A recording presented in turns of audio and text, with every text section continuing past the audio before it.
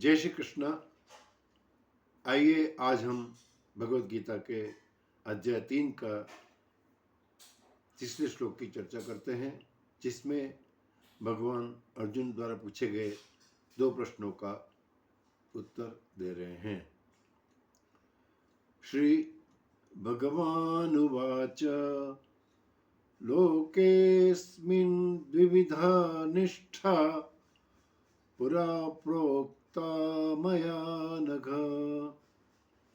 ज्ञानयोगेन सांख्यानां कर्मयोगेन योगिनां।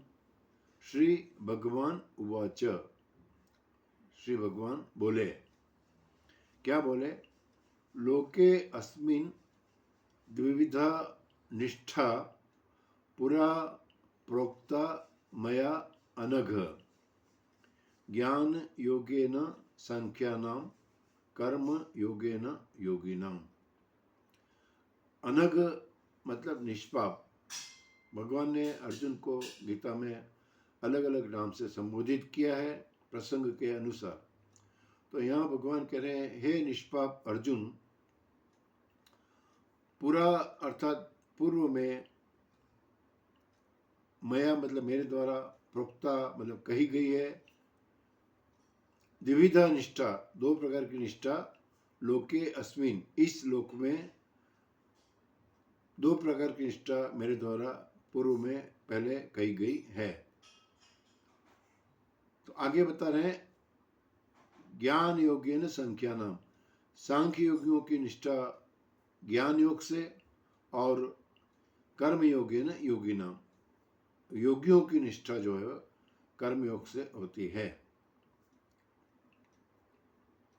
निष्ठा का अर्थ होता है जो साधन की जो परिपक्व अवस्था होती है, अर्थात पराकाष्ठा का नाम निष्ठा है। आप जो भी साधन करते हैं, जैसे कल चर्चा करी थी, 3 साधन है, कर्मयोग, भक्ति योग, ज्ञान योग। तो पात्रता के हिसाब से होता है ये सब।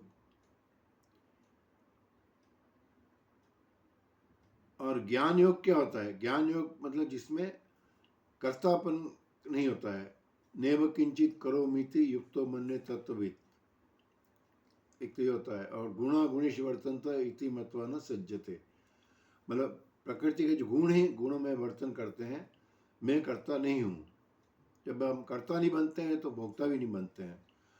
तो ये ज्ञान योग में क्या है कि कर्तापन का, अभिमान का त्याग करके परमात्मा के एक ही भाव से स्थित रहने का नाम ज्ञान योग है। और कर्मयोग क्या है? कर्मयोग मतलब कर्म में आसक्ति और कर्म फल की आसक्ति का त्याग करके ईश्वर भाव, ईश्वर भक्ति भाव से, ये ईश्वर का आदेश है और मैं उस ईश्वर की प्रसन्नता के लिए कर्म कर रहा हूँ, मतलब इसमें निष्काम भाव होता है, वो कर्मयोग कहलाता है। तो इस तरह से भगवान ने 2 निष्ठा बताई, कर्मयोग और ज्ञान योग। जय श्री कृष्ण।